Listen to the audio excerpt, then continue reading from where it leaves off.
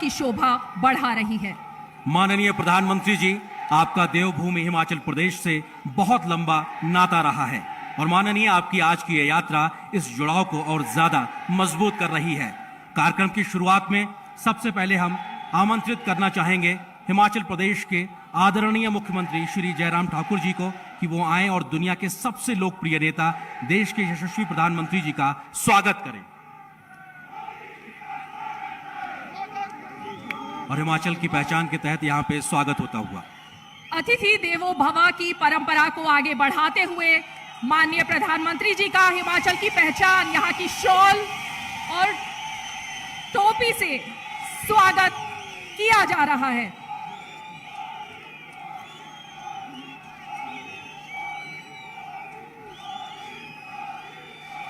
देवभूमि हिमाचल प्रदेश के पुरातात्विक वैभव को प्रदर्शित करता श्री भीमा काली मंदिर का रेखा चित्र भी माननीय प्रधानमंत्री जी को भेंट किया जा रहा है। आप सभी को यह जानकर हार्दिक प्रसन्नता होगी कि यह रेखा चित्र शिमला स्थित कॉलेज ऑफ फाइन आर्ट्स के बच्चों द्वारा बनाया गया है। तो प्रधानमंत्री जी की गरिमा में वो उपस्थिति हम सबके बीच में मौजूद है। अब कार्यक्रम को आगे बढ़ाते हैं। माननीय प्रधानमंत्री जी, आपके मार्गदर्शन में सरकार की जिन कल्याणकारी योजनाओं को हिमाचल प्रदेश में डबल इंजन की सरकार के माध्यम से जिस तेजी से जमीन पर उतारा गया है, उसकी अमिट छाप आज पूरे हिमाचल प्रदेश में साफ तौर पर देखी जा सकती है। प्रधानमंत्री जी आपके इसी जन कल्याणकारी सपने को हिमाचल प्रदेश में पूरा कर रहे हैं यहाँ के लोकप्रिय मुख्यमंत्री श्री जयराम ठाकुर जी। अब हम हिमाचल प्रदेश के लोकप्रिय मुख्यमंत्री जी से निवेदन करते हैं कि वो आए और प्रधानमंत्री जी का पूरे राज्य के लोगों की ओर से औपचारिक रूप से स्वागत करें। माननीय मुख्यमंत्री जी।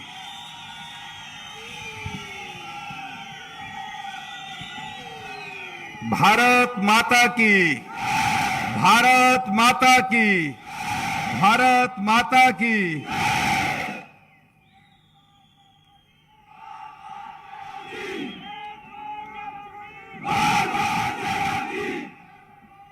आज इस बहुत ही ऐतिहासिक पल पर गरीब कल्याण सम्मेलन के इस कार्यक्रम में देवभूमि हिमाचल प्रदेश के शिमला के इस ऐतिहासिक रिज के मैदान में हम सबको अपना आशीर्वाद देने के लिए पहुंचे हमारे देश के यशस्वी प्रधानमंत्री और हम सबके प्रेरणा स्रोत आदरणीय श्री नरेंद्र भाई मोदी जी, हिमाचल प्रदेश के माननीय राज्यपाल महोदय श्री राजेंद्र विश्वनाथ अर्लेकर जी, केंद्रीय युवा सेवा एवं खेल तथा सूचना एवं प्रसारण मंत्री आदरणीय श्री अनुराग ठाकुर जी, वर्चुअल माध्यम से हमारे साथ जुड़े सभी प्रदेशों के माननीय मुख्यमंत्रीगण, मंत्रीगण, सांसदगण, शिमला के हमारे लोकप्रिय विधायक और शहरी विकास मंत्री आदरणीय श्री सुरेश भारद्वाज जी, शिमला के लोकप्रिय सांसद और भारतीय जनता पार्टी के हमारे हिमाचल प्रदेश के सम्माननीय अध्यक्ष आदरणीय श्री सुरेश कश्यप जी, यहां उपस्थित सभी भाइयों बहनों और पत्रकार मित्रों, मैं आज के इस ऐतिहासिक कार्यक्रम में आदरणीय नरेंद्र भाई मोदी जी का इस देवभूमि हिमाचल प्रदेश में हार्दिक अभिनंदन करता हूं, स्वागत करता हूं।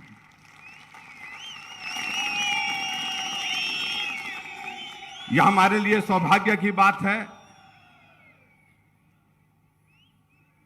कि जहां आदरणीय प्रधानमंत्री जी के मजबूत नेतृत्व में देश ने तेज गति से तरक्की की है और आपके मार्गदर्शन में, आपके नेतृत्व में भारत ने 8 वर्ष का हमारी सरकार का कार्यकाल, यशस्वी कार्यकाल जिसको मैं कह सकता हूं, वो पूर्ण किया है। जिसके लिए मैं हिमाचल प्रदेश के सभी भाई बहनों की ओर से आपको बहुत बहुत बधाई देता हूं।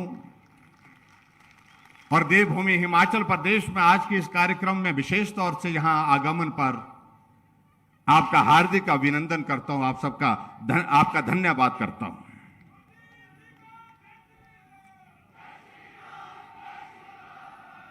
हिमाचल आपके दिल के बहुत करीब है और इस बात को हमने एक बार नहीं अनेक बार आपके आंखों में इसकी झलक देखी है। लेकिन मैं ये भी कहना चाहता हूं, जितना स्नेह आप हिमाचल के लोगों को करते हैं, हिमाचल के इस देवभूमि के लोगों के प्रति रखते हैं, हिमाचल देवभूमि के लोग भी आपको उसी स्नेह की तरह, स्नेह के साथ जो है आपको याद करते हैं, सदैव जो है आपके साथ चट्टान की तरह खड़े हैं।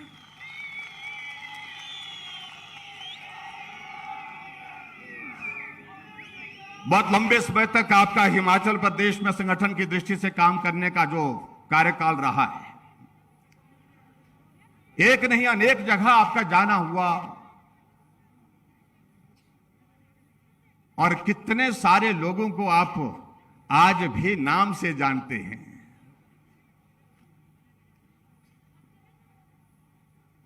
सुरेश भारद्वाज जी कह रहे थे माननीय प्रधानमंत्री जी से,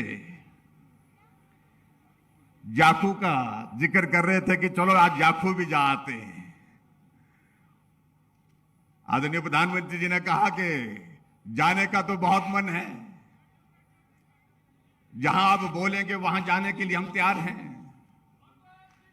लेकिन इसी पल आपने एक बात और याद की कि क्या वो दीपक अभी भी पैदल जाता है? एक छोटे से कार्यकर्ता, हमारा संगठन का कार्यकर्ता, उनको भी आज नाम से आप स्मरण करके जो है, जैसे आप अन्ना डेल पहुंचे तो आपने स्मरण किया। स्वाभाविक रूप से एक रिश्ता बताता है, ये रिश्ता बहुत मजबूत है हिमाचल के साथ। हम अभी आते आते मैं संकोच भी कर रहा था। संकोच इसलिए कर रहा था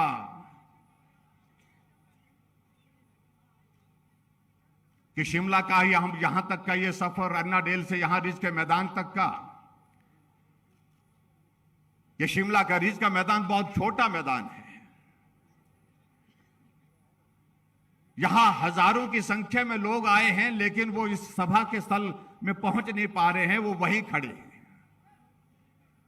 एक विनम्र आग्रह हमने किया कि अगर आप 5 मिनट के लिए थोड़ा सा चल करके उनके साथ आप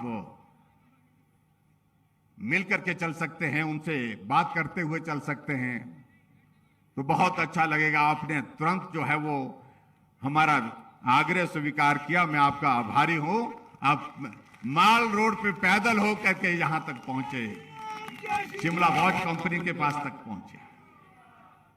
और स्वाभाविक रूप से मेरा यह मानना है कि बहुत पुरानी यादें आपको ताजा हुई होंगी जब आप माल रोड पे रिज के मैदान पे चलते थे, कॉफी हाउस में जाते थे, कॉफी हाउस में बैठ के कॉफी पीते थे, कुछ मीडिया के साथियों के साथ मिलते थे, कुछ वकीलों के साथ मिलते थे, कुछ व्यापारियों के साथ मिलते थे। स्वाभाविक रूप से वो बहुत ऐसी यादें हैं, शायद मुझे लगता है कि आप कभी भूल नहीं पाएंगे। और जिस तरह से पिछली बार भी जब आपका आना हुआ, जिस दिन शपथ ग्रहण समारोह था, उस दिन आपका जब आना हुआ, उस दिन भी आप यहां से तो चले गए, लेकिन कॉफी हाउस में आप रुक गए और रुक करके वहां पर जो है कॉफी आपने पी। तो स्वाभाविक रूप से ये हमारे लिए, हिमाचल प्रदेश के लिए एक गर्व की बात है कि आप इतना करीबी के साथ, इतनी भावनात्मक रिश्ते के साथ हिमाचल के साथ जुड़े हैं। आदरणीय प्रधानमंत्री जी, डबल इंजन की सरकार, आपके नेतृत्व में केंद्र सरकार और भारतीय जनता पार्टी की हिमाचल प्रदेश की सरकार ने इन 4.5 वर्ष के कार्यकाल में बेहतरीन काम करने की कोशिश की। कोविड का बड़ा संकट था, लेकिन उस संकट के बावजूद भी जिस मजबूती के साथ आपने पूरे राष्ट्र का मार्गदर्शन किया, हौसला बढ़ाया, हिम्मत बढ़ाई, संकट बड़ा था लेकिन उसके बावजूद आपने कहा कि हिम्मत के साथ आगे बढ़िए, एक दिन आएगा ये संकट समाप्त होकर के रहेगा। और आज हम इस बात को कह सकते हैं कि आज वो कोविड का संकट से हम पार निकलते हुए भारत यशस्वी होकर के भारत के अंदर नहीं, भारत के बाहर दुनिया के सभी देशों के लिए एक उदाहरण बना हुआ है। आपके आशीर्वाद से जहां हिमाचल प्रदेश को 10,000 करोड़ रुपए की केंद्र की योजनाएं स्वीकृत की, उसके लिए मैं आपका हृदय से आभारी हूं। विशेष राज्य का दर्जा, जिन योजनाओं में कहीं जगह हम 50% होते थे, 50% स्टेट, 50% केंद्र होता था, कहीं 60-40 था, लेकिन आप जब नेतृत्व करते हुए भारत के यशस्वी प्रधानमंत्री के उस दायित्व पर पहुंचे, आपने बदल करके इस सारी व्यवस्था को हिमाचल प्रदेश को विशेष दर्जा दिया, विशेष राज्य का दर्जा दिया, और 90-10 के तहत आपने हिमाचल प्रदेश के लिए जो मदद की उसके लिए हम आपके हृदय से आभारी हैं। विशेष पैकेज के तहत आपने हिमाचल प्रदेश को 4 बार 200 करोड़, 200 करोड़, 200 करोड़ और 800 करोड़ रुपए हिमाचल प्रदेश के लिए आपने विशेष सहायता जो दी है, उसके लिए मैं हिमाचल प्रदेश देवभूमि की जनता की ओर से आपका हृदय से आभार व्यक्त करता हूं। आपके आशीर्वाद से हमको एम्स मिला, आपके आशीर्वाद से हमको 3 मेडिकल कॉलेज मिले, चाहे वो चंबा की बात है, चाहे हमीरपुर की बात है, चाहे सिरमौर की बात है। स्वास्थ्य के क्षेत्र में हम आगे बढ़ने में हम उस पर सफल हो रहे हैं, उसके लिए भी मैं आपका हृदय से आपका आभार व्यक्त करता हूं। आपके यशस्वी नेतृत्व में रोहतांग टनल, अटल टनल रोहतांग, जिसका काम कछुआ की चाल से चला था, जैसे आपने प्रधानमंत्री का दायित्व संभाला, आपने उसको गति दी और उसका उद्घाटन करके आपने राष्ट्र को समर्पित किया, उसके लिए भी मैं आपका हृदय से आभार व्यक्त करता हूं। हिमाचल छोटा प्रदेश, लेकिन यहां पर प्राइवेट सेक्टर का इन्वेस्टमेंट हो, इस बात को लेकर के आपने हमारा मार्गदर्शन किया, और आज मुझे इस बात को बताते हुए प्रसन्नता है कि हमने जो ग्लोबल इन्वेस्टर मीट धर्मशाला में की, जिसमें आपका मार्गदर्शन मिला, आपका स्नेह मिला, आपका आशीर्वाद मिला, और उसमें आगे बढ़ करके हम लगभग 50,000 करोड़ रुपए के जो ग्राउंड ब्रेकिंग के साथ जो है हिमाचल प्रदेश में प्राइवेट सेक्टर का इन्वेस्टमेंट लेने में हम सफल हुए, उसके लिए भी मैं आपका हृदय से आभार व्यक्त करता हूं। आप 4 साल के कार्यकाल पूरा होने पर मंडी आए, 27 दिसंबर 2021 को 11,500 करोड़ रुपए के उद्घाटन और शिलान्यास आपने किए, और हिमाचल प्रदेश को विकास की राह पर आगे बढ़ने के लिए एक रास्ता दिया, उसके लिए भी मैं आपका आभार व्यक्त करता हूं। आपके आशीर्वाद से मेडिकल डिवाइस हमको हिमाचल प्रदेश को प्राप्त हुआ, 5,000 करोड़ रुपए की लागत से, जिसमें लगभग 10,000 नौजवानों को रोजगार मिलेगा, उसके लिए भी मैं आपका हृदय से आभार व्यक्त करता हूं। आदरणीय प्रधानमंत्री जी, बातें बहुत हैं, हम बहुत सारी बातें कर सकते हैं, लेकिन समय की कमी हमारे सामने है। मैं आपका देवभूमि हिमाचल प्रदेश की जनता की ओर से एक बार फिर से अभिनंदन करता हूं, स्वागत करता हूं। एक बहुत सुंदर बात मुझे जो आपके इसमें लगी, अभी 5 प्रदेशों का चुनाव हुआ और कई जगह इस बात को लेकर के कहा जाता था कि रिवाज बना है, 5 साल के बाद बदलाव होता है, परिवर्तन होता है, ये होगा, लेकिन आपने रिवाज बदल दिया, और 5 राज्यों में से जहां 4 राज्यों में भारतीय जनता पार्टी की सरकार थी, हम चारों राज्यों में फिर सत्ता में आए।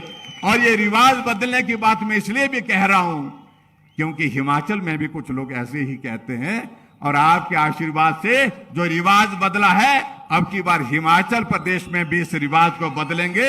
आपके आशीर्वाद से हम आगे बढ़ेंगे, आपके आशीर्वाद से मार्गदर्शन में यहां सरकार चल रही है और फिर से सरकार बनाएंगे। इतनी ही बात कहते हुए एक बार फिर से आप शिमला पहुंचे, शिमला के इस ऐतिहासिक कार्यक्रम में जहां आप राष्ट्र को भी आज पूरे सभी मुख्यमंत्री को संबोधित करने वाले हैं, आपका हृदय से बहुत बहुत अभिनंदन, बहुत बहुत धन्यवाद। नमस्कार, जय हिंद, जय हिमाचल। माननीय मुख्यमंत्री श्री जयराम ठाकुर जी, आपका बहुत बहुत धन्यवाद और आभार। माननीय प्रधानमंत्री जी, एक वक्त था कि शहरी और ग्रामीण भारत के अंतर को लेकर देश दुनिया में चर्चा हुआ करती थी, लेकिन बीते कुछ वर्षों में प्रधानमंत्री जी आपके नेतृत्व में जिस तरह से सामाजिक आर्थिक योजनाओं ने पूरे भारत में विकास की अविरल धारा बहाई है, उसी का असर है कि आज हमारे गांव शहरी सुविधाओं से सुसज्जित हो रहे हैं। तो हर गरीब और वंचित व्यक्ति को उसके हिस्से का पूरा हक वक्त पर पारदर्शी तरीके से मिल रहा है। और अब हम इसी परिवर्तन को रेखांकित करती कुछ प्रमुख योजनाओं पर आधारित एक वीडियो फिल्म को दिखाएंगे जो दर्शाती है कि कैसे लोगों की जिंदगी में एक बड़ा बदलाव आ रहा है।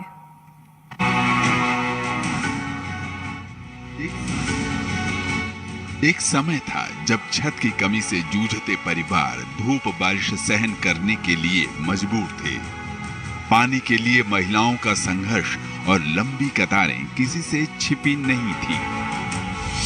साल 2014 मैं पहली बार केंद्रीय सत्ता की कमान संभाली नरेंद्र दामोदर दास मोदी ने देश में शुरू हुआ नए अवसर, नए इंफ्रा का नया दौर। हम तोड़ रहे हैं जंजीरें, हम बदल रहे हैं तस्वीरें। छत का सपना संजोए लोगों को मिले प्रधानमंत्री आवास योजना के मकान और मिला गरिमापूर्ण जीवन जीने का अवसर। पहले हम कच्चे मकान में रहते थे, नलिये वाले में, और पानी बहुत टपकता था और मकान भी नहीं था। और अब हमको प्रधानमंत्री आवास योजना मकान मिला। बदलाव का दौर उन गांवों तक भी पहुंचा जो आजादी के बाद 70 साल तक भी अंधेरे में डूबे थे। ऐसे ही 18,000 गांवों की दशा बदली और गांव रोशन हो उठे। वंचितों, शोषितों के सामाजिक आर्थिक स्थिति को बदलने में उज्ज्वला योजना ने भी अहम भूमिका निभाई और निशुल्क गैस कनेक्शनों ने करोड़ों महिलाओं और परिवारों की जिंदगी बदल दी। सामाजिक स्थिति में एक बड़ा बदलाव लेकर स्वच्छ भारत भी आया। प्रधानमंत्री मोदी के संकल्प को जनता का साथ मिला और देश 100% ODF बना। पहले आगे से शौचालय नहीं था, तब बेटी पुतो बाहर जाते। आप है कि शौचालय बन गया है तो अपना बेटी पुतो बाहर नहीं जाते हैं। साल 2020 जब देश के सामने कोविड-19 महामारी की चुनौती आई, तब सरकार मददगार बन सामने आई। राशन की चिंता में परेशान लोगों को राहत दी और शुरू हुई प्रधानमंत्री गरीब कल्याण अन्न योजना।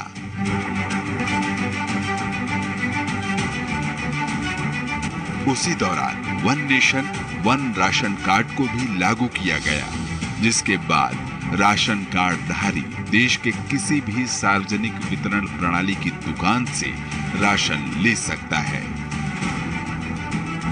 महामारी के दौरान आर्थिक चुनौतियों को देखते हुए सरकार ने ठेला, रेहड़ी पटरी वालों के लिए प्रधानमंत्री स्वनिधि योजना का शुभारंभ किया। इस योजना में 10,000 का ऋण दिया जाता है। बैंक और नगर निगम के प्रयासों के द्वारा सर मुझे आसानी से 10,000 का ऋण उपलब्ध हो गया। सर मैं वो 10,000 का ऋण चुका चुकी हूँ, मुझे 20,000 का भी ऋण प्राप्त हो गया है। सर प्रधानमंत्री मोदी के नेतृत्व वाली सरकार ने सामाजिक सुरक्षा का दायरा बढ़ाते हुए किसानों, श्रमिकों के लिए जहां मानधन पेंशन योजना की शुरुआत की, तो सभी के लिए अटल पेंशन योजना की भी। साथ ही किसान सम्मान निधि के तहत सरकार देश के किसानों को सालाना 6,000 रुपए की सम्मान राशि दे रही है।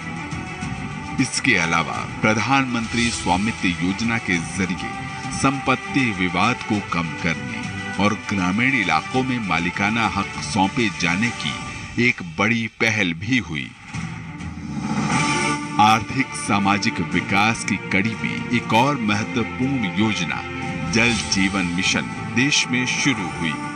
पानी की कमी से जूझते इलाकों तक पाइप के जरिए शुद्ध पेयजल पहुंचा और करोड़ों परिवारों के जीवन स्तर में आमूलचूल सुधार हुआ।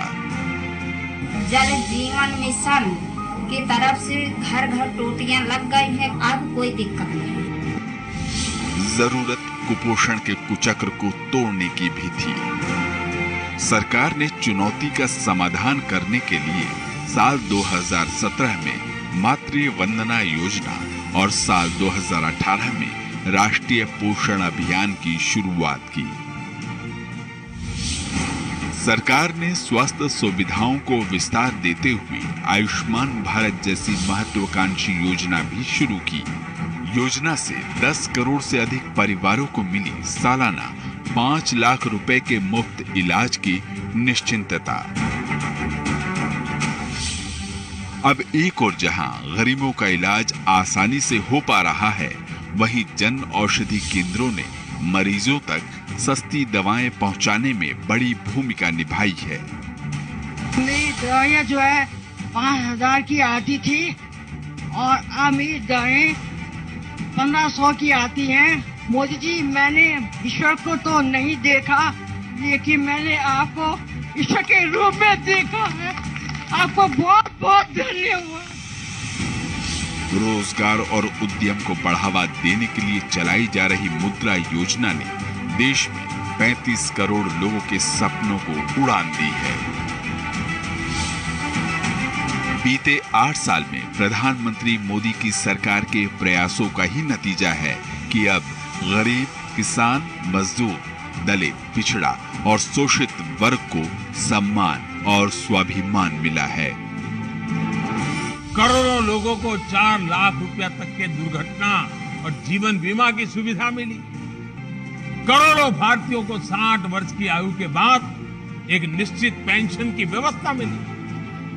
अपना पक्का घर, टॉयलेट, गैस कनेक्शन, बिजली कनेक्शन, पानी का कनेक्शन, बैंक में खाता, ऐसी सुविधाओं के लिए तो गरीब सरकारी दफ्तरों के चक्कर काट काट करके उनकी जिंदगी पूरी हो जाती,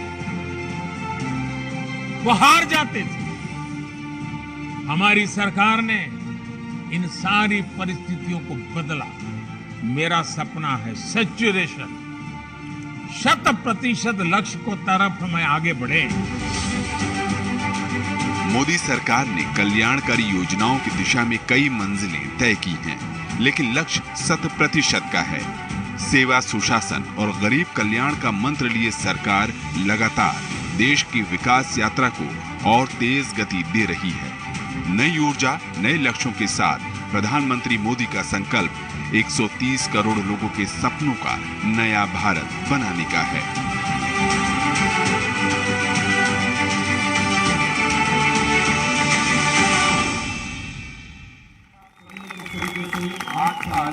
सुशासन, गरीब कल्याण के और प्रधानमंत्री श्री नरेंद्र मोदी लगातार बीते 8 वर्षों से देश की सेवा में तल्लीन है। एक नए भारत का निर्माण हो रहा है, हम सबके भारत संवर रहा है और इसके प्रेरणा हैं माननीय प्रधानमंत्री श्री नरेंद्र मोदी जी।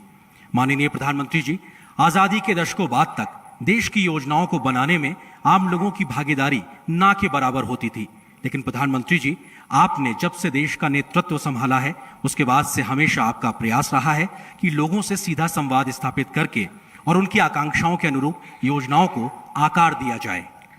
सरकार और समाज का ये जुड़ाव एक नए परिवर्तन की इबारत लिख रहा है। इसी क्रम को आगे बढ़ाते हुए आज फिर से माननीय प्रधानमंत्री जी अब अनेकों सामाजिक आर्थिक योजनाओं के लाभार्थियों से सीधा संवाद स्थापित करेंगे। और इस क्रम को आगे बढ़ाते हुए हम सीधे रुक करते हैं और चलते हैं केंद्र शासित प्रदेश लद्दाख, जहां के लेह जिले से हमारे साथ जुड़ रहे हैं ताशी टुंडुप जी, जिनको प्रधानमंत्री आवास योजना, उज्ज्वला योजना, पीएम गरीब कल्याण योजना, एक राष्ट्र एक राशन कार्ड योजना, आयुष्मान भारत योजना एवं खाद्य सुरक्षा योजना का लाभ मिला है। माननीय प्रधानमंत्री जी अब ताशी टुंडुप जी से सीधा संवाद करेंगे। माननीय प्रधानमंत्री जी। ताशी टुंडुप जी, क्या आप प्रधानमंत्री जी को सुन पा रहे हैं? जी हाँ, नमस्ते सर। आप अपना अनुभव प्रधानमंत्री जी से साझा करें। नमस्ते जी। नमस्ते नरेंद्र मोदी साहब, नमस्ते। ताशी जी, कैसे हैं आप? मैं ठीक हूँ साहब, मेहरबानी साहब, आपका शुक्रिया। लद्दाख में मौसम कैसा है? अभी तकरीबन आज थोड़ा दुगला जैसा है सर, मौसम वैसे तकरीबन ठीक है जी। अभी टूरिस्ट आना शुरू हुआ कि नहीं हुआ? बहुत से टूरिस्ट साहब, बहुत टूरिस्ट आ रहे हैं। जी जी। अच्छा ताशी जी, बताइए अपने विषय में और आपको भारत सरकार की किन योजनाओं का लाभ मिला? हमें बहुत मिला सर, आपकी मेहरबानी से, आपके गवर्नमेंट की मेहरबानी से शुक्रिया अदा करता हूँ। हमको जल जीवन मिशन से हमको मिला है PMYG का स्कीम से हमको घर बनाने का मौका मिला। आपका बहुत बहुत शुक्रिया जी।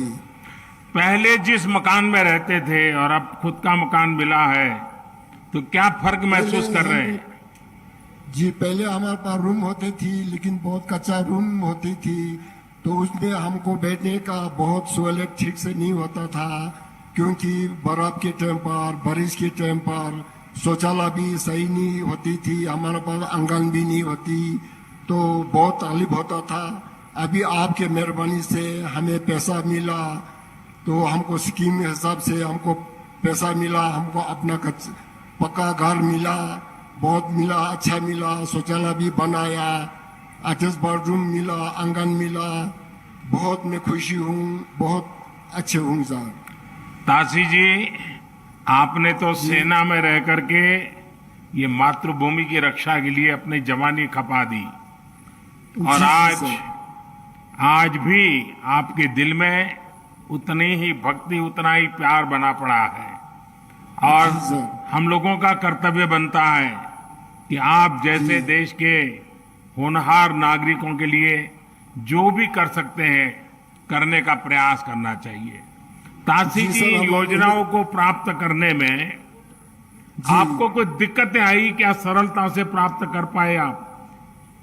मेरे को कुछ दिक्कत नहीं आया जी। मेरे को जो आपका स्कीम का हमें पे ये पता चला कि आपका टीवी चैनल में पता चला, उसके बाद तुरंत मुझे आपका गवर्नमेंट डिपार्टमेंट जो म्युनिसिपल कम्युनिटी है उनका टीम आके हमारा मोहल्ले में आके हमें गाइडलाइन दिया कि ऐसे है, ऐसे मिलेंगे, ऐसे करेंगे, आपको कर सकता है। तो फिर हमने बोला, आपको उन लोगों ने ये बोला कि आपके पास जमीन है या कुछ है क्या? पैसा तो आपके पास नहीं होंगे वो नहीं बताएंगे, जमीन है, कागज है क्या? बोला। फिर उन्होंने हमको गवर्नमेंट में आके हमारे पास आया, जमीन देखा, नाप तोल किया, जो भी कर दिया। फिर उन्होंने बोला आपको जो मिल जाए, हमें ये शुरुआत नहीं देंगे कि मिल सकता है कि आपको ऑफिस में आ गया, आप में हम फॉर्म देंगे, सिलेक्शन हो गया तो, ना सेलेक्ट हो तो आपको सेलेक्ट नहीं होंगे, होगा तो आपको पैसा मिल जाएंगे, कहा था।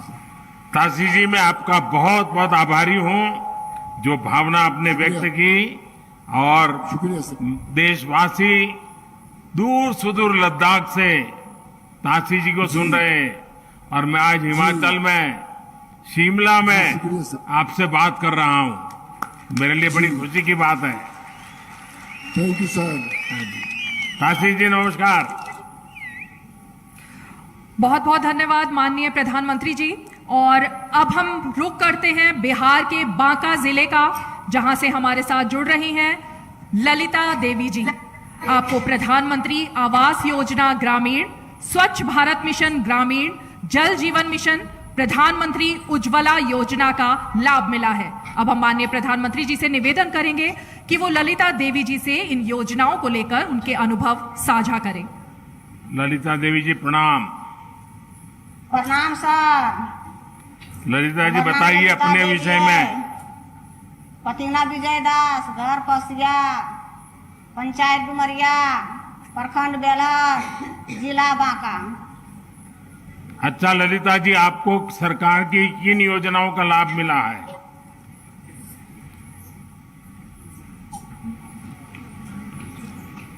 भारत सरकार की जो योजनाएं थी उसमें से कौन सी योजना थी जिसका आपको लाभ मिला है? घर मिला सर। घर जैसे पहले माटी घर चले सर, नारा घर, जैसे माटी घर नारा घर चले, बहुत चुबे चले पानी सर, बच्चा बुतरू बहुत दिक्कत होवे चले सर। आ जब पक्का मकान होले कोई चीज के दिक्कत नहीं होवे छे सर, बच्चा बुतरू बहुत बढ़िया से रहे छे। आ पहले बहुत दिक्कत होवे छे, आ सब शौचालय बना लिए सर, जैसे लौटा ले बाहर दे छलिए, शरम लगे छले सर, अब शरम नहीं लगे छे। सब बच्चा बुतरू मिल के, सब परिवार मिल के घरे शौचालय करे छिए। आ सब गांव टोला वाला लगा के सबके शौचालय हो गए छे सर। ललिता देवी जी, बच्चों को पढ़ाती हो? हाँ सर। क्या पढ़ते हैं बच्चे? बड़ी लड़की बीए में, आ एक और बड़ा बेटा है वो इंटर के, आ एगो छोटी लड़की वो नम्मा में, एक तो छोटा बेटा 7वां में। अच्छा, अभी ये जो प्रधानमंत्री आवास योजना मिल गया तो बच्चों को पढ़ाई की भी सुविधा हो गई होगी, आराम से पढ़ पाते होंगे। हाँ सर। घर में काम में मदद करते हैं, पढ़ने के लिए गए तो हाँ सर करते हैं। सरकारी, हाँ हाँ सरकारी स्कूल में पढ़ाई जाए छे सर। अपने बहुत बढ़िया लागे छे, सुविधा होवे छे। देखिए अब तो आपको घर मिल गया है, तो अच्छे घर में बच्चों की शादी भी हो पाएगी। हाँ सर, गैस मिल गए, गैस चूल्हा मिल गए सर। पहले लकड़ी बैठा के खाना बनावे छलिए तो धुइयां लागे छे आँखी में। आय अब बहुत बढ़िया सुविधा हो गए, तो बच्चा बुतरू खाना उना जल्दी से बनाए के सरकारी हॉस्पिटल, सरकारी स्कूल भेज दे छे। अच्छा, गांव में अभी भी कुछ लोग होंगे जिनका मकान अभी बनना बाकी होगा, क्योंकि हमने तय किया है कि जिनको अभी मकान नहीं मिला है उनको हम बना रहे हैं। हो सकता है किसी को 2 महीने देर से, किसी को 4 महीना देर से, लेकिन सबको मिलेगा। जब आपका घर बन गया है, आप जिन लोगों को, गरीब परिवारों को जानती होगी जिनका घर नहीं बना होगा, तो वो क्या बोलते हैं आपको, आप उनको क्या समझाती हो? हाँ सर, उनको विश्वास देती हो कि घर मिल जाएगा? बढ़िया समझाइए न सर। हाँ, चलिए ललिता देवी जी, प्रणाम आपको। मुझे अच्छा लगा आपने इतना संतोष व्यक्त किया। जी, और बिहार के बाद अब हम रुख करते हैं माननीय त्रिपुरा का। पश्चिम त्रिपुरा जिले के पंकज साहनी जी के पास चलते हैं। पंकज जी को एक राष्ट्र एक राशन कार्ड योजना, प्रधानमंत्री गरीब कल्याण अन्न योजना जैसी अनेकों योजनाओं का लाभ मिला है। हम माननीय प्रधानमंत्री जी से पुनः निवेदन करेंगे कि वो त्रिपुरा के पंकज जी से उनके अनुभवों को साझा करें। माननीय प्रधानमंत्री जी। पंकज जी नमस्ते। नमस्कार सर। पंकज जी बताइए, आप त्रिपुरा में क्या करते हैं और आपको किस योजना से क्या लाभ मिला है? सर घर मिला है, शौचालय मिला है, नल का पानी मिला है, बिजली बिल मिला है। इतनी सारी योजनाएं मिल गई आपको? जी सर। आप मूल कहां से हो? जी सर। आप कहां के रहने वाले हो? बिहार के सर, समस्तीपुर जिला के हैं। बिहार से हो? जी सर। तो कितने साल से त्रिपुरा में रह रहे हो? 10 साल से सर। 10 साल हो गया। तो आपका राशन कार्ड वगैरह तो बिहार का होगा? सर बिहार का मतलब है, लेकिन इधर में जब काम करते थे इधर डीलर मिला तो अभी one nation one ration card मिला है, लगाते हैं तो वो आपको मिल गया क्या? जी sir. One nation one ration card जो है, जो अन्य राज्यों में लोग जाते हैं तो उनको तकलीफ न हो इसलिए सरकार ने बनाया है। वो वन राशन कार्ड वाला आपका बन गया है क्या? जी सर, बन गया है। तो उसके कारण राशन अब आपको त्रिपुरा में भी ठीक से मिल जाता है? सर मिल जाता है। अच्छा, और क्या सुविधाएं मिली है आपको पंकज जी? सर हमको कोई चीज को दिक्कत नहीं हुआ। लॉकडाउन में भी हमको, मेरा बीवी और बच्चे सब खुशी में है सर। अच्छा, बिजली भी मिल गई? दिक्कत नहीं हुआ। तो बिजली मिल गई तो मोबाइल फोन चार्ज करते होंगे आप तो? जी सर। पहले मोबाइल फोन चार्ज करने के लिए कहाँ जाते थे? पहले सर लाइट नहीं था तो कहाँ जाएंगे। हाँ, हमारा देश ऐसे ही तरक्की कर रहा है। चलिए पंकज जी, मुझे बहुत अच्छा लगा। और त्रिपुरा से आप बात कर रहे हैं, माता त्रिपुरा सुंदरी को हम और प्रणाम कर रहे हैं यहाँ से। बहुत बहुत धन्यवाद माननीय प्रधानमंत्री जी। और त्रिपुरा के बाद अब हमारे साथ जुड़ रही हैं कर्नाटक के कलबुर्गी जिले से संतोषी जी। आपको आयुष्मान भारत हेल्थ एवं वेलनेस सेंटर योजना से काफी लाभ मिला है। क्या है इनके अनुभव, इसको जानने के लिए हम माननीय प्रधानमंत्री जी से अनुरोध करेंगे कि वो उनके अनुभवों को साझा करें। संतोषी जी नमस्ते। नमस्कार। संतोष जी, आपको किस बात से संतोष हो गया? ಸಂತೋಷವರೇ, ನಿಮಗೆ ಯಾವ ವಿಷಯಕ್ಕಾಗಿ ಸಂತೋಷವಾಗಿದೆ? ನಮಗೆ ಸರ್ ಜೊತೆ ಸುವರ್ಣ ಅವಕಾಶ ನಮಗೆ ಮಾತಾಡೋದು ಸಿಕ್ಕಿದಂತೆ ಅವರಿಗೆ ಧನ್ಯವಾದ ಹೇಳ್ತೀನಿ ಸರ್ ನಾನು। आदरणीय सर, आपसे बात करने का ये अवसर मिला है, इसलिए मैं अपने आप को भाग्यशाली मानती हूँ। संतोषी जी, आपको क्या लाभ मिला है भारत सरकार की योजना का? ಸಂತೋಷಿ ಅವರೇ, ನಿಮಗೆ ಯಾವ ಅನುಕೂಲವನ್ನು ಆಗಿದೆ ಈ ವ್ಯವಸ್ಥೆಯಿಂದ?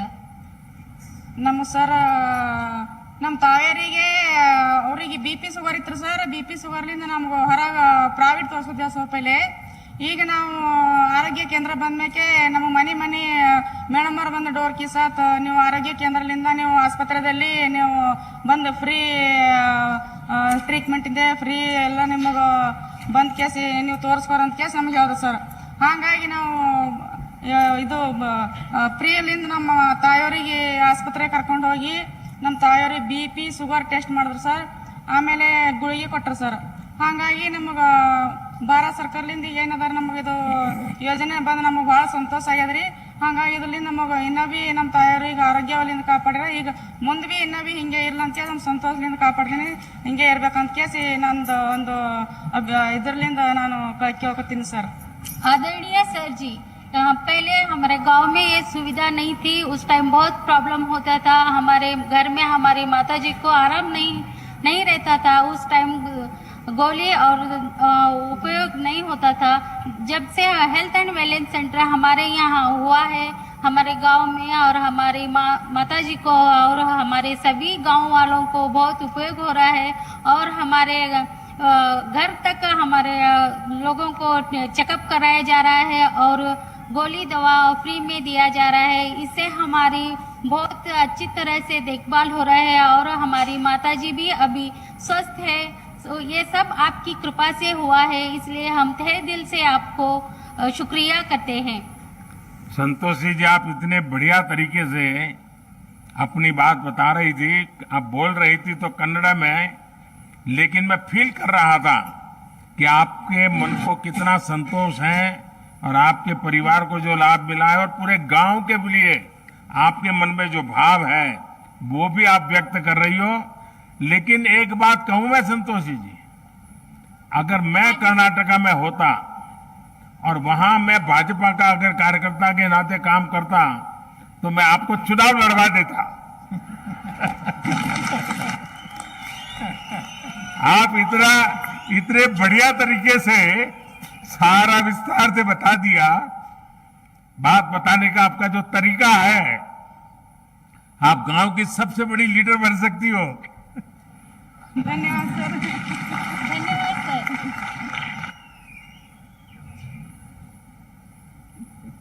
जी बहुत बहुत धन्यवाद प्रधानमंत्री जी। और निश्चित तौर से ये आपका सहज संवाद ही है कि जो किसी भी आम जनमानस को आपके साथ खुद से जुड़ा हुआ महसूस कराता है। कर्नाटक के बाद अब हम चलते हैं गुजरात के मेहसाणा जिले, जहां से अरविंद कुमार सोमाभाई पटेल जी हमारे साथ जुड़ रहे हैं। अरविंद जी प्रधानमंत्री मुद्रा योजना के लाभार्थी हैं।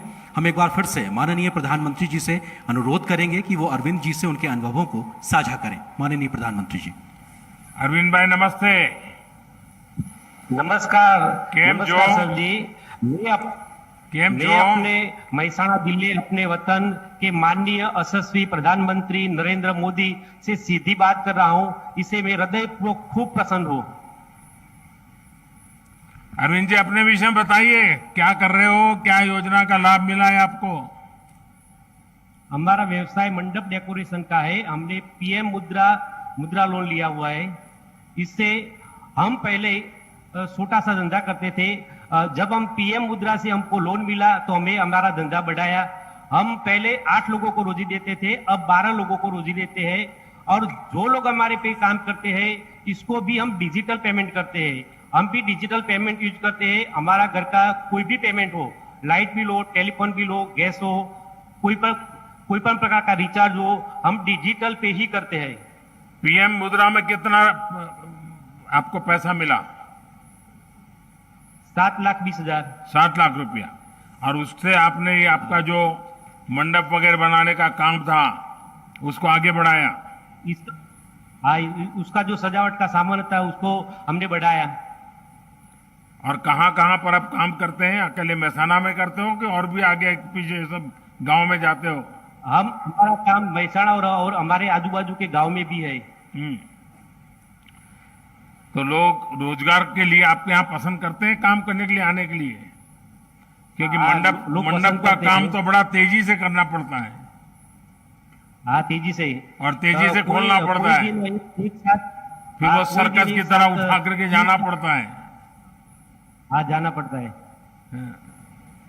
तो ये और इससे सिवाय बैंक को लोन समय पे वापस कर रहे हो आप? हाँ, करेंगे कि करते हैं? वापस तो करेंगे। अच्छा, जो लोग आपके साथ काम करते हैं उनको भी सरकार की जो योजनाएं हैं उस विषय में कभी आपने बताया? गरीब परिवार के लोग होंगे जो आपके यहाँ मजदूरी करते हैं, इतना आपका कारोबार बढ़ा है। कोरोना काल में जो रसीकरण था सबको हमने रसी दिलवाई। कोरोना काल में मेरा कार्ड है लेकिन हमको अनाज की जरूरत नहीं थी, हमने अनाज नहीं लिया, लेकिन जिसको जरूरत थी उसको अनाज मुहैया कराया। और हमारी आय 4 लाख से अधिक है। हमने आयुष्मान कार्ड नहीं लिया, लेकिन हमारे आसपास के जो लोग को आयुष्मान कार्ड की जरूरत है उन सबका आयुष्मान कार्ड भी हमने निकाला है। मतलब आपने अपने साथ जो काम करने वाले हैं उनकी भी बहुत देखभाल की, मुझे बहुत अच्छा लगा। मेरी अरविंद भाई आपको और प्रधानमंत्री मुद्रा योजना का लाभ लेकर के अपना व्यवसाय, अपना कारोबार जो सेल्फ स्वरोजगार की दिशा में काम करना चाहते हैं उसमें आपने एक बड़ा प्रेरणा का काम किया है और आप रोजगार खोजने वाले नहीं, रोजगार देने वाले बन गए। मैं आपको बहुत बहुत बधाई देता हूं, बहुत बहुत धन्यवाद। मैं एक बात और करना चाहता हूं। क्या बताना चाहते हो? मेरी बच्ची खेल महाकुंभ में डीएलएस द्वारा खेल रही है, वो भी नेशनल गेम प्लेयर भी है। क्या नाम है? राजवी। अच्छा, क्या खेलती है? एथलेटिक्स। एथलीट में, वाह। चलिए हमारे आशीर्वाद दे दीजिए उसको। महसाना जिले ने तो इस बार ओलंपिक में भाविना ने नाम कमा दिया। महसाना जिले की बेटी ने, भाविना ओलंपिक से मेडल लेके आ गई। Thank you. हाँ, बहुत बहुत धन्यवाद माननीय प्रधानमंत्री जी। और अब हमारे साथ जुड़ रही हैं देवभूमि हिमाचल प्रदेश के सिरमौर जिले की समा देवी जी। समा देवी जी इस वक्त शिमला के इसी रिज मैदान में हमारे साथ मौजूद हैं। इनको प्रधानमंत्री किसान सम्मान निधि योजना, प्रधानमंत्री आवास योजना ग्रामीण, आयुष्मान योजना, मुख्यमंत्री गृहिणी सुविधा योजना का लाभ मिला है। समा देवी जी नमस्ते। नमस्कार सर। आप कहाँ रहती हो समा देवी जी? सर मैं सिरमौर से हूँ। सिरमौर रहती हो? हाँ जी सर। अच्छा, चलिए हम भी कभी सिरमौर आया करते थे। हाँ जी सर। हाँ।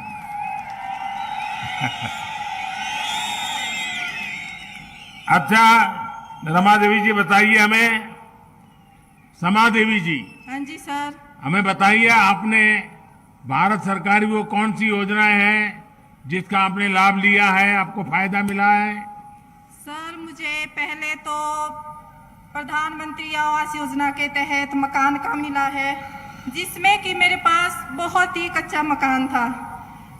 मुझे ये सुविधा सरकार की ओर से भी मिली है। कुछ हमने दिहाड़ी मजदूरी करके कुछ पैसा हमने इकट्ठा भी किया था सर, जिससे कि हमें ये सुविधा मिली और कुछ पैसा वो लगा दिया, फिर हमने उस पैसे से अपना कच्चा मकान पक्का बना दिया है सर। सरकार की तरफ से कितना पैसा मिला समा जी?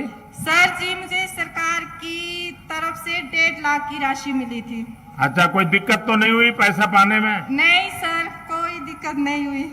अच्छा। हाँ जी सर। और मकान आपको जैसा चाहिए था वैसा बना दिया? हाँ जी सर। अभी मकान अच्छा बना दिया तो मेहमान भी बहुत आते होंगे? हाँ जी सर, मेहमान भी आते हैं। तो फिर नया नया खाना पकाना पड़ता होगा? हाँ जी सर। तो फिर खर्चा बढ़ गया होगा अब तो? कोई बात नहीं सर, ये तो आप लोगों की, आपके सरकार की और आपकी बहुत बहुत आभार व्यक्त करती हूँ मैं। अच्छा समाजी, आप खेती करती हैं? हाँ जी सर, मैं खेती बाड़ी भी करती हूँ, छोटा सा अपनी खेती बाड़ी भी है। तो खेती बाड़ी में क्या पकाती हो? सर अभी तो लहसुन चला हुआ है, फिर उसके बाद बीन हो गया, मटर हो गए, मटर भी हम लेट लगाते हैं। अभी तो मक्की और आलू। हाँ जी। अच्छा। हाँ जी सर। तो आपको पीएम किसान सम्मान निधि का पैसा मिलता है? हाँ जी सर, मुझे पीएम सरकार किसान निधि का पैसा भी मिलता है, जो कि मुझे 2-2 हजार करके साल के 6,000 मिलते हैं सर। अच्छा। हाँ जी सर,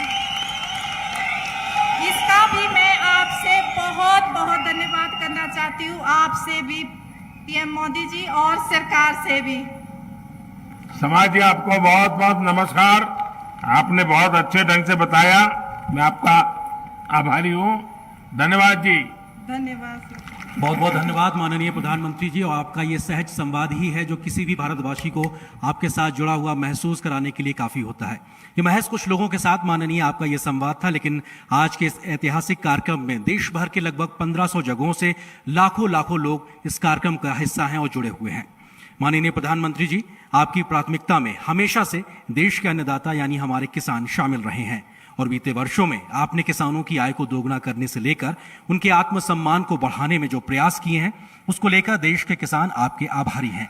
प्रधानमंत्री किसान सम्मान निधि योजना के माध्यम से आपने अन्नदाताओं के खातों में सालाना 6,000 रुपए देने का जो भागीरथ प्रयास किया है, उसका फायदा देश के करोड़ों करोड़ों किसानों को मिल रहा है।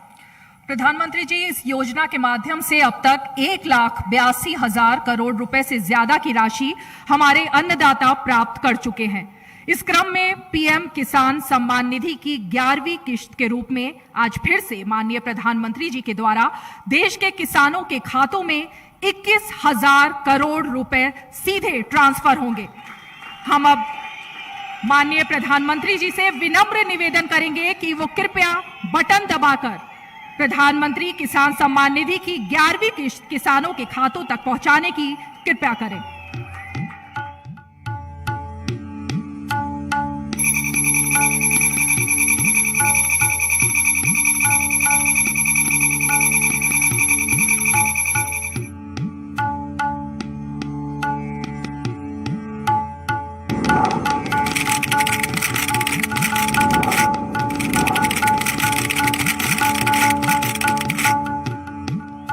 निश्चित तौर से हमने देखा कि कैसे पारदर्शी व्यवस्था से डिजिटल भारत, डिजिटल इंडिया के माध्यम से देश के अन्नदाताओं के खातों में सीधे 21,000 करोड़ रुपए प्रधानमंत्री जी के हाथों से ट्रांसफर हुए हैं और लाभ पाने वाले किसानों की जो संख्या है वो 10 करोड़ है। और अपने आप में अगर आज तक की बात की जाए, अगर इस किश्त को 11वीं किश्त को मिला दिया जाए तो 2 लाख करोड़ से ज्यादा की रकम अब तक किसानों के खातों में पहुंच चुकी है।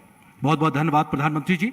और भारत के मान सम्मान को देश दुनिया में बढ़ाने का काम करने वाले, देश की 130 करोड़ जनता की आकांक्षाओं को पूरा करने वाले ऐसे प्रधानमंत्री, जिन्हें प्रधानमंत्री के रूप में पाकर भारत का हर एक नागरिक गर्व महसूस करता है। अब हम बेहद विनम्रता के साथ आमंत्रित करना चाहते हैं दुनिया के सबसे लोकप्रिय नेता और नए भारत के शिल्पकार माननीय प्रधानमंत्री श्री नरेंद्र मोदी जी को कि वो कृपया आए और हमें अपने आशीर्वचनों से अनुग्रहित करें। माननीय प्रधानमंत्री जी।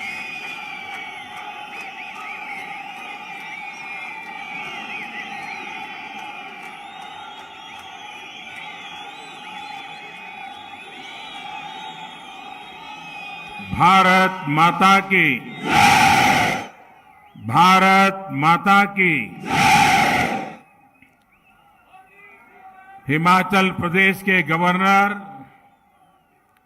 श्रीमान राजेंद्र जी, यहां के लोकप्रिय और कर्मठ मुख्यमंत्री मेरे मित्र श्रीमान जयराम ठाकुर जी, प्रदेश के अध्यक्ष हमारे पुराने साथी श्रीमान सुरेश जी,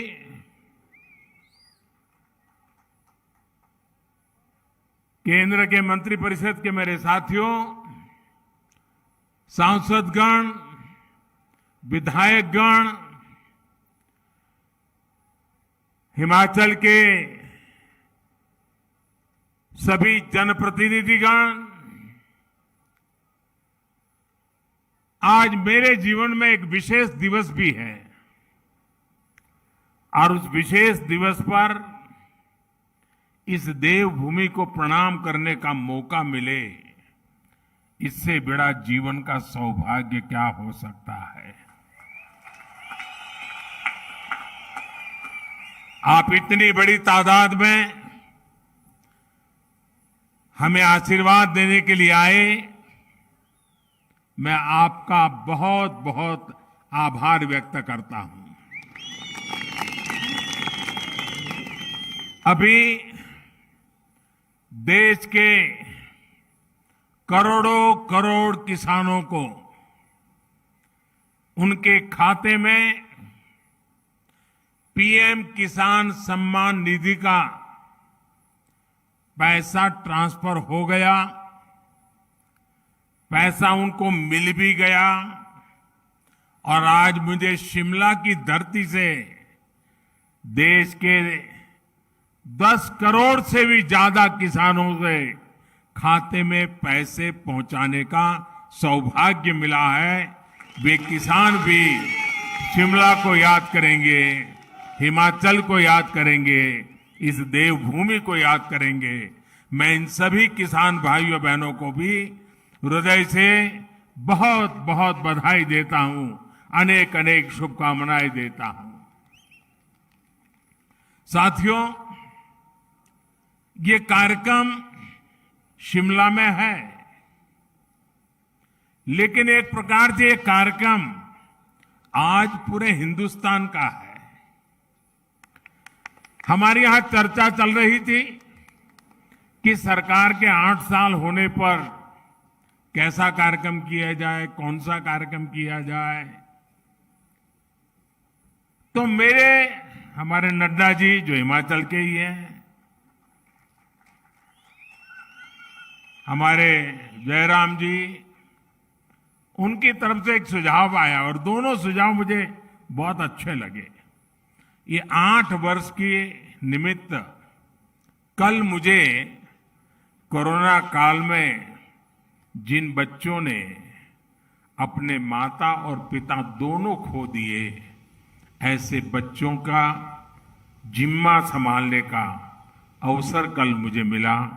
देश के उन हजारों बच्चों का देखभाल का निर्णय सरकार ने किया और कल उनको मैंने कुछ पैसे भी भेज दिए, चेक डिजिटली।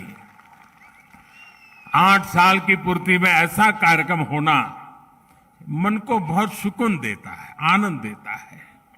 और फिर मेरे सामने सुझाव आया कि हम एक कार्यक्रम हिमाचल में करें, तो मैंने आंख बंद करके हाँ कह दिया, क्योंकि मेरे जीवन में हिमाचल का स्थान इतना बड़ा है और खुशी के पल अगर हिमाचल में आकर के बिताने का मौका मिले तो फिर तो बात ही क्या बनती है जी।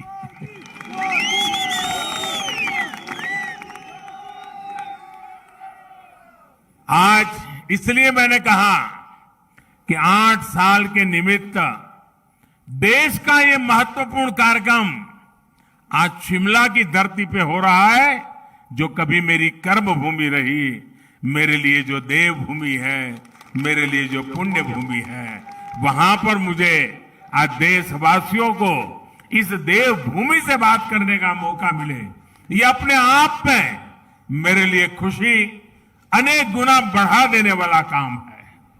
साथियों, 130 करोड़ भारतीयों के सेवक के तौर पर काम करने का मुझे आप सबने जो अवसर दिया,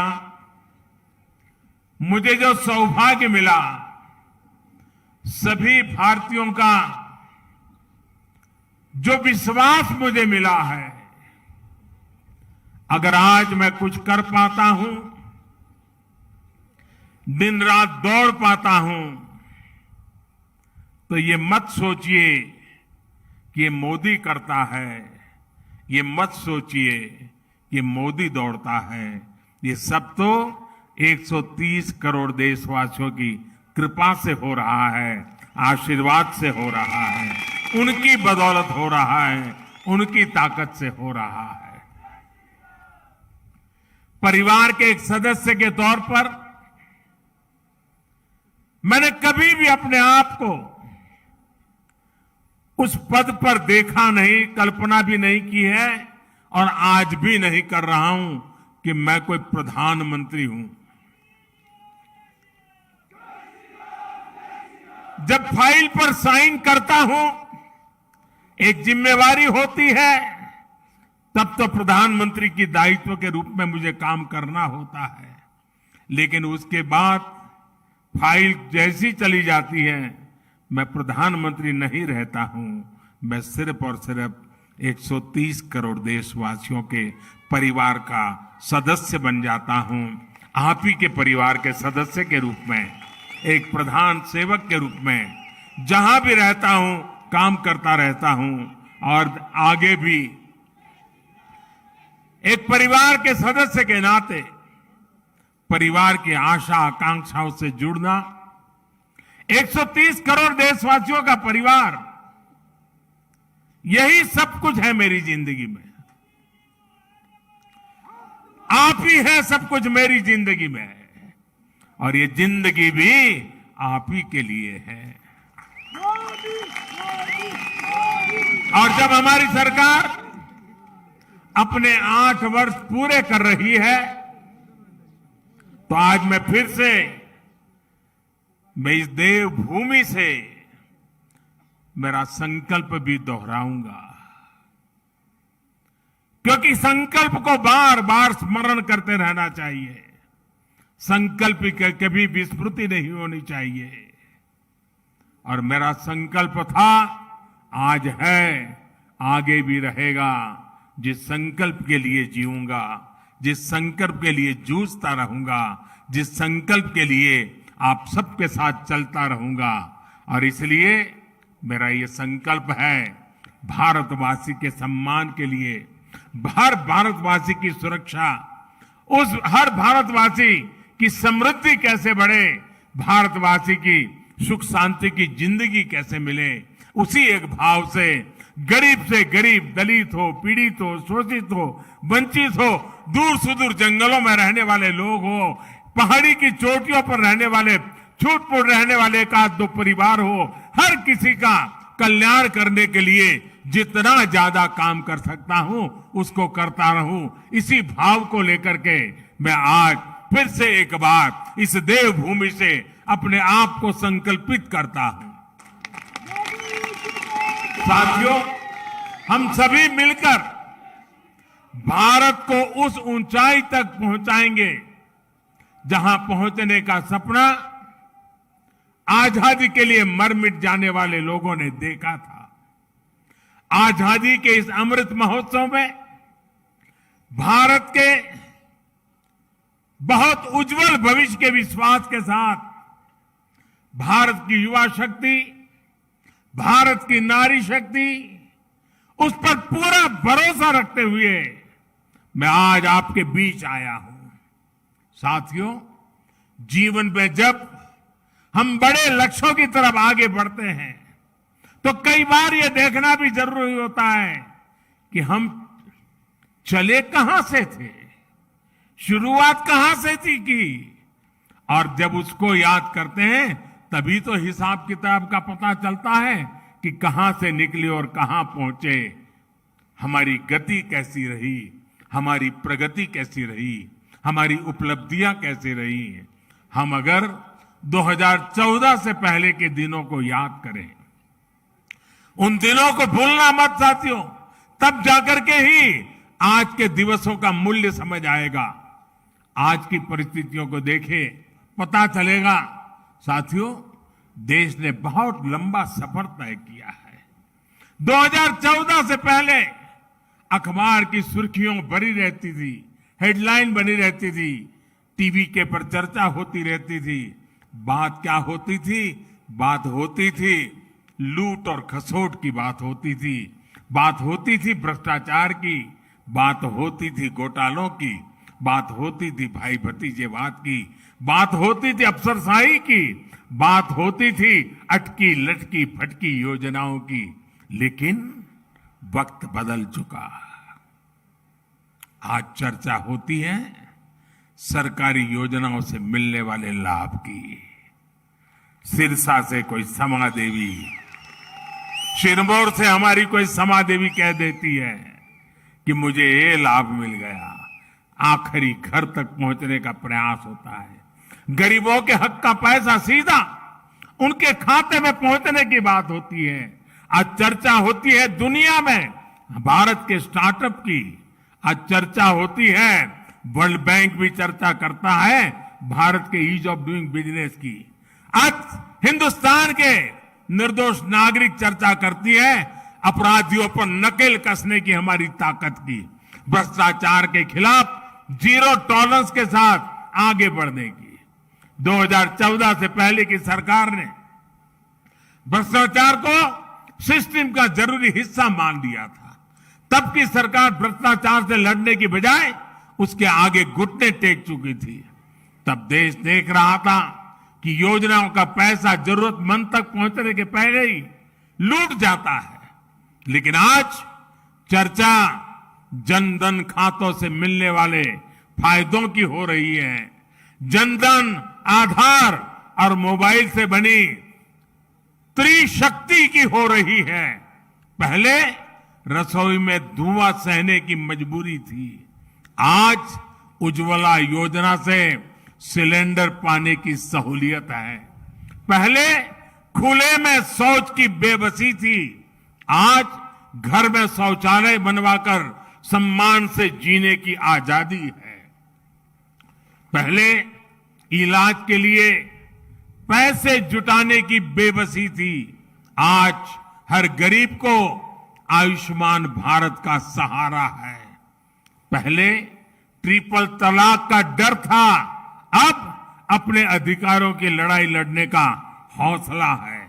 साथियों, 2014 से पहले देश की सुरक्षा को लेकर चिंता थी, आज सर्जिकल स्ट्राइक, एयर स्ट्राइक का गर्व है।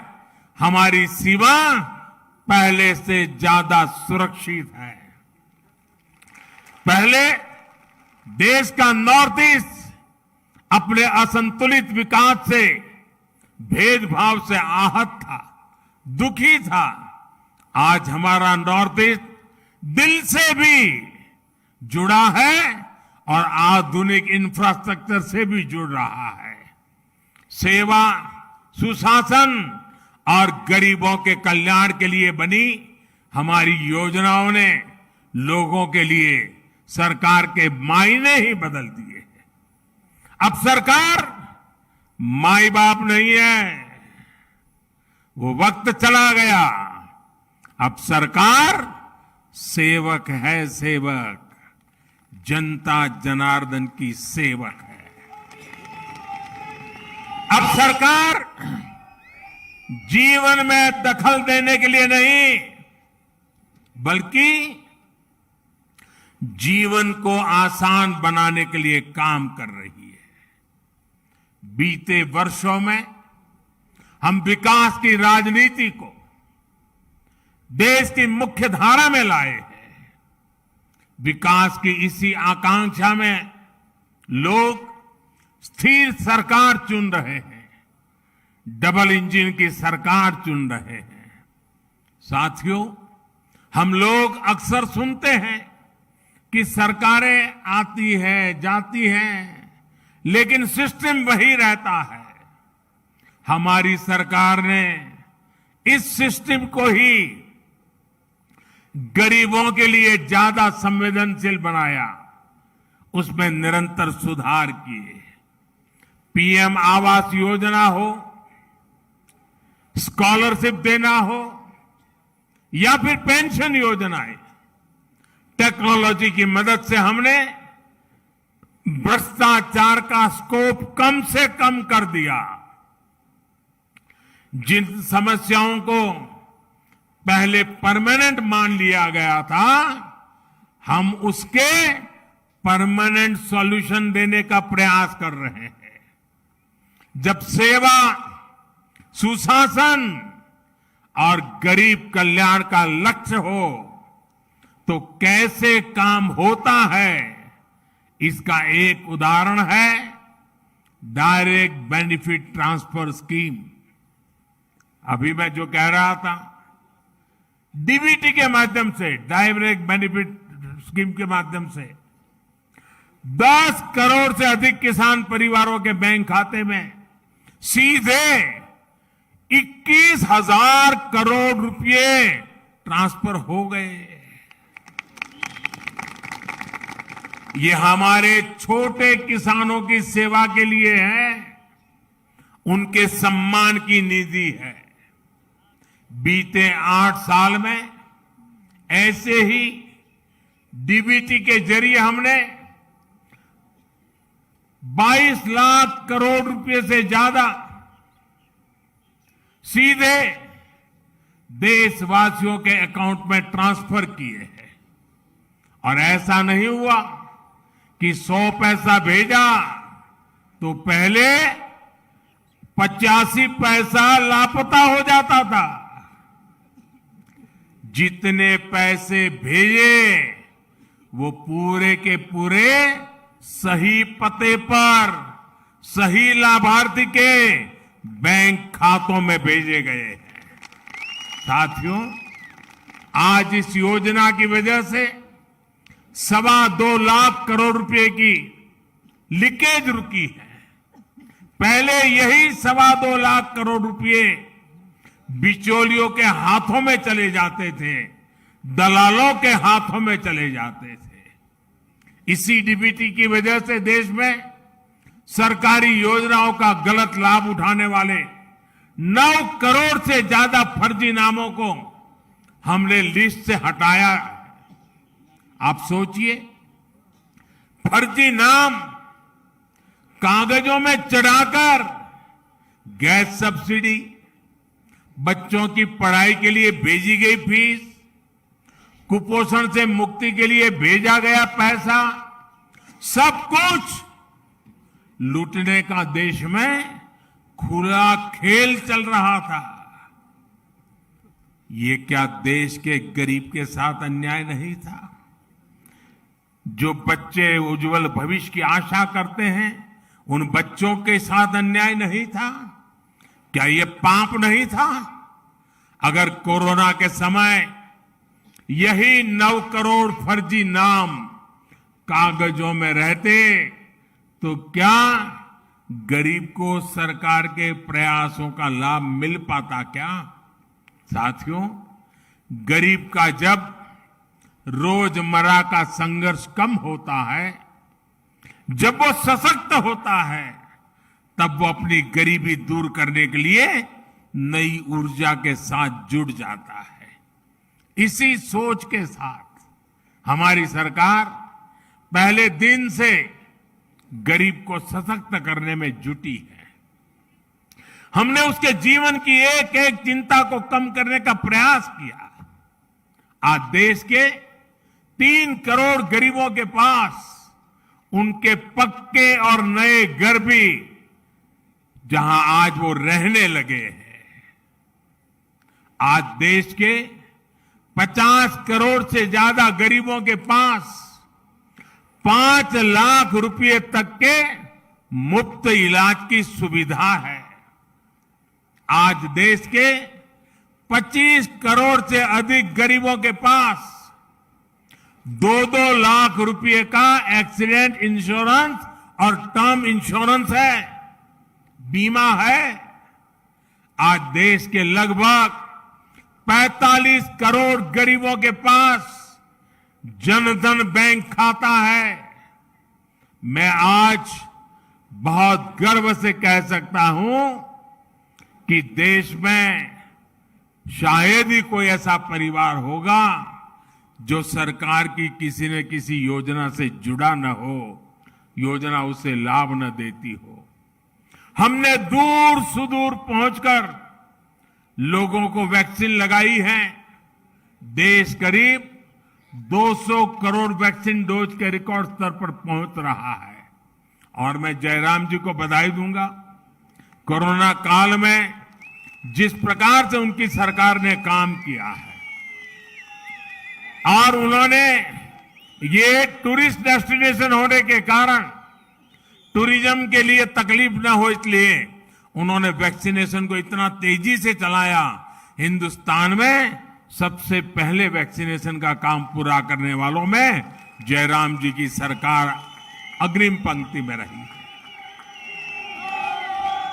साथियों, हमने गांव में रहने वाले 6 करोड़ परिवारों को साफ पानी के कनेक्शन से जोड़ा है, नल से जल। साथियों, हमने 35 करोड़ मुद्रा लोन देकर गांव और छोटे शहरों में करोड़ों युवाओं को स्वरोजगार का अवसर दिया है। मुद्रा लोन लेकर कोई टैक्सी चला रहा है, कोई टेलरिंग की दुकान खोल रहा है, कोई बिटिया अपना स्वयं का कारोबार शुरू कर रही है। रेडी ठेले पटरी पर काम करने वाले लगभग 45 लाख साथियों को भी पहली बार बैंकों से ऋण मिला है, अपने काम को बढ़ाने का रास्ता मिला है। और जो प्रधानमंत्री मुद्रा योजना है ना, मेरे लिए संतोष की बात है, उसमें 70% बैंक से पैसा प्राप्त करने वालों में 70% हमारी माताएं बहनें हैं, जो एंटरप्रेन्योर बन करके आज लोगों को रोजगार दे रही है। साथियों, यहां हिमाचल प्रदेश के तो हर घर से शायद ही कोई परिवार ऐसा होगा जिस परिवार से कोई सैनिक न निकला हो। ये वीरों की भूमि है जी, ये वीर माताओं की भूमि है जो अपने गोद से वीरों को जन्म देती हैं, जो वीर मातृभूमि की रक्षा के लिए 24 घंटे अपने आप को खपाते रहते हैं। साथियों, ये जो सैनिकों की भूमि है, ये सैन्य परिवारों की भूमि है। यहां के लोग कभी भूल नहीं सकते कि पहले की सरकारों ने उनके साथ किस तरह का बर्ताव किया। 1 रैंक 1 पेंशन के नाम पर कैसे उन्हें धोखा दिया। अभी हम लद्दाख के एक पूर्व सैनिक से बात कर रहे थे, जीवन सेना में बिताया था। उसको पक्का घर हमारे आने के बाद मिल रहा है। साथियों, उनको निवृत्त हो गए भी 30-40 साल हो गए। साथियों, सैन्य परिवार हमारी संवेदनशीलता को भली भांति समझता है। ये हमारी ही सरकार है जिसने 4 दशकों के इंतजार के बाद 1 रैंक 1 पेंशन को लागू किया। हमारे पूर्व सैनिकों को एरियर का पैसा दिया। इसका बहुत बड़ा लाभ हिमाचल के हर परिवार को हुआ है। साथियों, हमारे देश में दशकों तक वोट बैंक की राजनीति हुई है। अपना अपना वोट बैंक बनाने की राजनीति ने देश का बहुत नुकसान किया है। हम वोट बैंक बनाने के लिए नहीं, हम नए भारत को बनाने के लिए काम कर रहे हैं। जब देश राष्ट्र के नवनिर्माण का हो, जब लक्ष्य आत्मनिर्भर भारत का हो, जब इरादा 130 करोड़ देशवासियों की सेवा और उनका कल्याण करने का हो, तो वोट बैंक नहीं बनाए जाते, सभी देशवासियों का विश्वास जीता जाता है। इसलिए हम सबका साथ, सबका विकास, सबका विश्वास और सबका प्रयास की भावना से आगे बढ़ रहे हैं। सरकार की योजनाओं का लाभ सबको मिले, हर गरीब को मिले, कोई गरीब छूटे नहीं। अब यही सरकार की सोच है और इसी अप्रोच से हम काम कर रहे हैं। हमने 100% लाभ 100% लाभार्थी तक पहुंचाने का बीड़ा उठाया है। लाभार्थियों के सैचुरेशन का प्रण लिया है। 100% सशक्तिकरण यानी भेदभाव खत्म, सिफारिश खत्म, तुष्टीकरण खत्म, 100% सशक्तिकरण यानी हर गरीब को सरकारी योजनाओं का पूरा लाभ। मुझे ये जानकर अच्छा लगा कि जयराम जी के नेतृत्व में हिमाचल प्रदेश इस दिशा में बहुत अच्छा काम कर रहा है। हर घर जल योजना में भी हिमाचल 90% घरों को कवर कर चुका है। किन्नौर, लाहौल स्पीति, चंबा, हमीरपुर जैसे जिलों में तो 100% कवरेज हासिल की जा चुकी है। साथियों, मुझे याद है 2014 से पहले जब मैं आपके बीच आता था तो कहता था कि भारत दुनिया से आंख झुकाकर नहीं, आंख मिलाकर बात करेगा। आज भारत मजबूरी में दोस्ती का हाथ नहीं बढ़ाता है, और जब मजबूरी में दोस्ती का हाथ बढ़ाता है ना तो ऐसे बढ़ाता है। बल्कि आज भारत मदद करने के लिए हाथ बढ़ाता है और हाथ ऐसे करके ले जाता है। कोरोना काल में भी हमने 150 से ज्यादा देशों को दवाइयां भेजी हैं, वैक्सीन भेजी है, और इसमें हिमाचल प्रदेश के फार्मा हब बद्दी की भी बड़ी भूमिका रही है। भारत ने सिद्ध किया है कि हमारे पास पोटेंशियल भी है और हम परफॉर्मर भी है। अंतर्राष्ट्रीय संस्थाएं भी मान रही है कि भारत में गरीबी कम हो रही है, लोगों के पास सुविधाएं बढ़ रही है। इसलिए अब भारत को सिर्फ अपने लोगों की आवश्यकताएं ही पूरी नहीं करनी है, बल्कि लोगों की जागी हुई आकांक्षाओं को भी हमें पूरा करना है। हमें 21वीं सदी के बुलंद भारत के लिए, आने वाली पीढ़ियों के उज्जवल भविष्य के लिए अपने आप को खपाना है। एक ऐसा भारत जिसकी पहचान अभाव नहीं बल्कि आधुनिकता हो। एक ऐसा भारत जिसमें लोकल मैन्युफैक्चरर लोकल डिमांड को भी पूरा करे और दुनिया के बाजारों में भी अपना सामान बेचे। एक ऐसा भारत जो आत्मनिर्भर हो, जो अपने लोकल के लिए वोकल हो, जिसे अपने स्थानीय उत्पादों पर गर्व हो। हमारे हिमाचल का तो हस्तशिल्प, यहां की वास्तुकला वैसे ही इतनी मशहूर है। चंबा का मेटल वर्क, सोलन की पाइन आर्ट, कांगड़ा की मिनिएचर पेंटिंग के लोग, और इसे देखकर तो टूरिस्ट लोग दीवाने हो जाते हैं। ऐसे उत्पाद देश के कोने कोने में पहुंचे, अंतर्राष्ट्रीय बाजारों की रौनक बढ़ाए, इसके लिए हम काम कर रहे हैं। वैसे भाइयों और बहनों, हिमाचल के स्थानीय उत्पादों की चमक तो अब काशी में बाबा विश्वनाथ के मंदिर तक पहुंच गई है। कुल्लू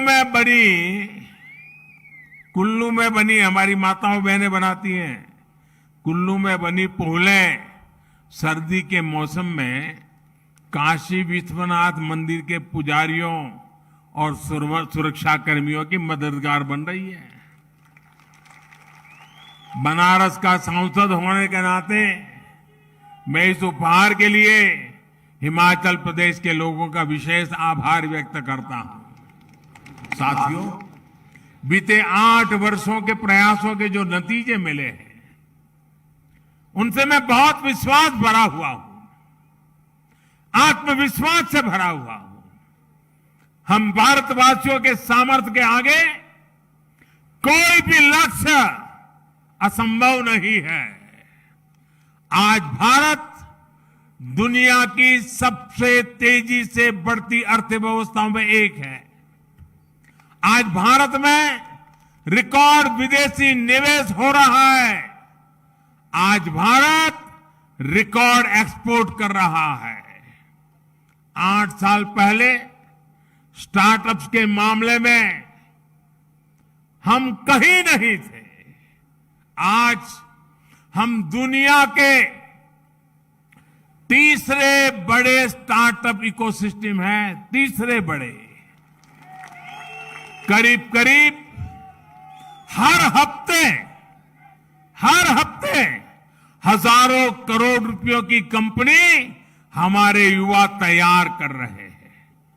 आने वाले 25 साल के विराट संकल्पों की सिद्धि के लिए देश नई अर्थव्यवस्था के नए इंफ्रास्ट्रक्चर का निर्माण भी तेजी से कर रहा है। हम एक दूसरे को सपोर्ट करने वाली मल्टी मॉडल कनेक्टिविटी पर फोकस कर रहे हैं। इस बजट में हमने जो पर्वतमाला योजना की घोषणा की है, वो हिमाचल जैसे पहाड़ी प्रदेश में कनेक्टिविटी को और मजबूत करेगी। इतना ही नहीं, हमने वाइब्रेंट बॉर्डर विलेज, इसकी जो योजना बजट में रखी है, उसके कारण सीमा पर बसे हुए जो गांव हैं, ये गांव वाइब्रेंट बने, टूरिस्ट डेस्टिनेशन बने, एक्टिविटी के सेंटर बने। सीमा पर सटे हुए गांव, उनके विकास के लिए भारत सरकार ने एक विशेष योजना बनाई है। ये वाइब्रेंट बॉर्डर विलेज की योजना का लाभ मेरे हिमाचल के सीमावर्ती गांवों को स्वाभाविक रूप से मिलने वाला है।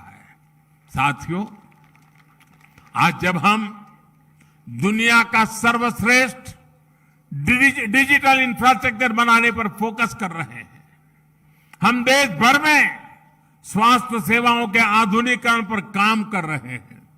Ayushman Bharat health infrastructure mission के तहत जिला और ब्लॉक स्तर पर क्रिटिकल हेल्थ केयर सुविधाएं हम तैयार कर रहे हैं। हर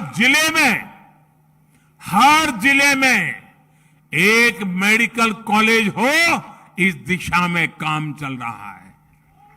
और इतना ही नहीं, गरीब मां का बेटा बेटी भी अब डॉक्टर बनने का सपना पूरा कर सकता है।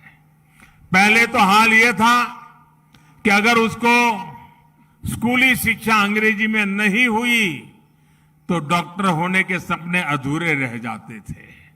अब हमने तय किया है, मेडिकल और टेक्निकल एजुकेशन हम मातृभाषा में करने को प्रमोट करेंगे, ताकि गरीब से गरीब का बच्चा, गांव का बच्चा भी डॉक्टर बन सके। और इसलिए उसे अंग्रेजी के गुलाम होने की जरूरत नहीं पड़ेगी।